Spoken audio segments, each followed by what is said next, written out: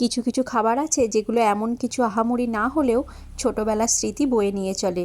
এরকমই একটি খাবার হলো মটর ভাজা, যেটা খেতে আমি খুবই ভালোবাসি। আর এটা সাধারণত চপের দোকানেই পাওয়া যায়।